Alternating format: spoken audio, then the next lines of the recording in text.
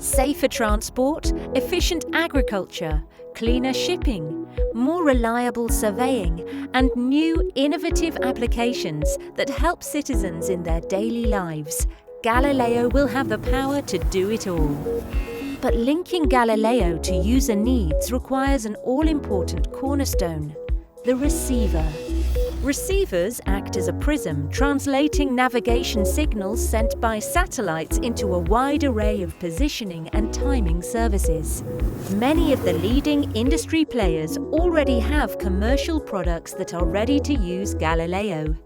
Today, almost 40% of receiver models on the market are Galileo-enabled, and more than 60% of available receivers integrate EGNOS. Since 2009, the European GNSS agency has been working closely with chipset and receiver manufacturers to ensure Galileo will be used to its full potential.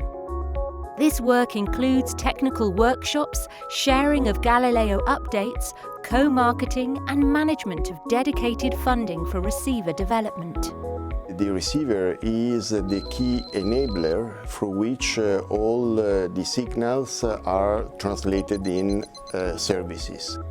As support to Galileo receiver development, the GSA has been coordinating a comprehensive testing program in cooperation with two testing centres, the Joint Research Centre and the European Space Agency. There's always a little bit of room for interpretation if you get an interface specification for a new system. By testing early, we were able to resolve a few ambiguities, ask questions, and make sure that everything works once the system is fully deployed. These tests were conducted by the Joint Research Centre for Professional Receivers and the European Space Agency for Mass Market Receivers.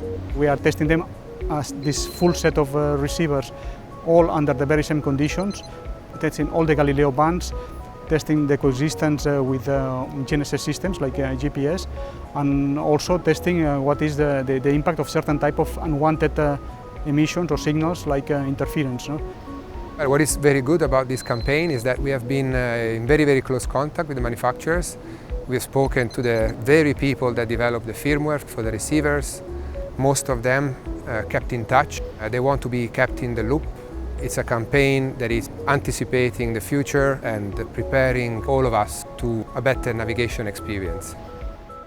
We want to gain a better understanding on how the Galileo signals are used. Also, we want to understand whether there is enough information on the system so that the features of Galileo can be exploited to the maximum extent. In the last year, we have performed many tests, like 460 hours of tests in the laboratory with 9 receivers and 91 hours of live tests in the field. A broad range of tests verified how different receiver models use the Galileo signals so that manufacturers can update their technology and get the most out of Galileo's increased accuracy and reliability.